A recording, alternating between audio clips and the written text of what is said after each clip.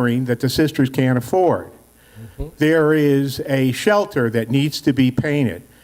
They are a skill set that is totally untapped. And I'll just tell you a great story. 2 weeks ago when we did the Bread of Life food drive, a gentleman came up from the AFL-CIO in Washington because he had heard about our labor participation in the food drive and handed me a check of substantial amount of money for the food drive.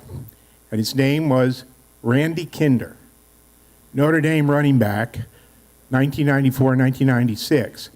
Randy is an investment banker who works out of Washington handling the investment funds for the AFL-CIO.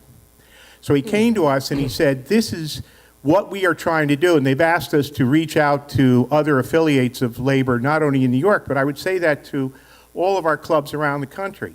They are people, as you just said, Jeff, they have the talent and the skills. And given the right motivation request, they will go in and fix that electrical shortage or potential shortage in a shelter or a home or a convent or a rectory or a school and help you. So I just wanted to offer that labor has a great opportunity to provide volunteerism. I'm so glad you brought that up, because when you look at a couple of different factors that are going, one is a lot of our infrastructure is crumbling, and these are skilled people that we can utilize to help do that. And on the funding side, it is harder and harder to fund capital campaigns versus direct services. So I'm glad you brought that up. I think that is of critical importance. Anything else? One more, and yeah, we're about done with time.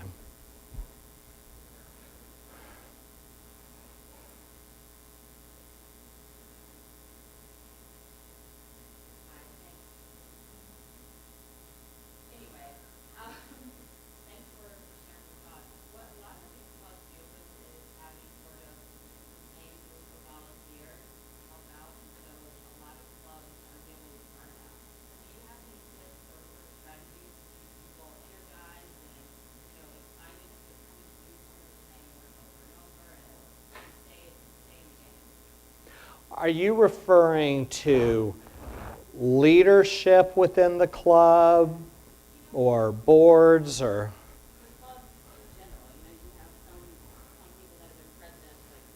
Right. Some people that run the same event over and over and deal with burnout. So you Yeah. need that keeping people excited. Yeah. The question really deals with burnout, how to keep people engaged. To me, the best way to address burnout is to increase the involvement by other people within the club. Because as much as you're always going to have that core group of people, and if you let them always be the core group of people, they will. But also at the same time, what you're doing by letting them play this role is you're preventing other people from stepping up to the plate.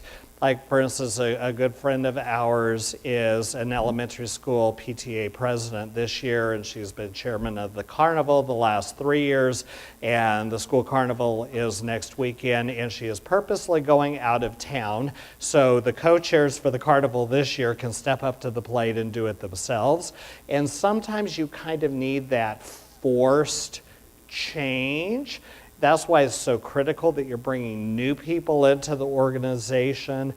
I think term limits are very good for boards, again, to keep the energy flowing, but then you need to also, you want to capture that intellectual knowledge, or institutional knowledge that they have, but you need to constantly be developing new people. So it's a tough issue, though.